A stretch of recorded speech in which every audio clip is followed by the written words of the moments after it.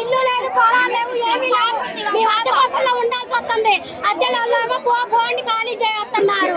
అసలు మాలాంటి వాళ్ళకి ఎప్పుడో ఇల్లు రావాలి, రాకుండా చేశారు ఈ ఊరు పెద్ద మనుషులందరూ కలిసి. నాకు పాప ఏం చేయాలి?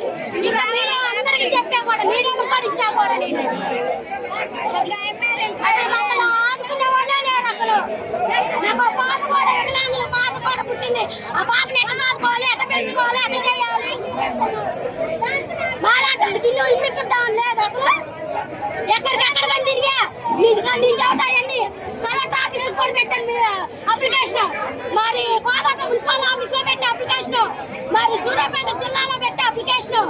అవన్నీ నా కార్డు ఫోన్లు కూడా ఉన్నాయి. ఇప్పుడు తెచ్చాయన్ని చూపిద్దామని తెచ్చాయన్ని. అసలు ఓట్లు అయితే కావాలి, ఏ మాయ అయితే మమ్మల్ని అయితే ఆదుకునే వాళ్ళు లేరనమాట.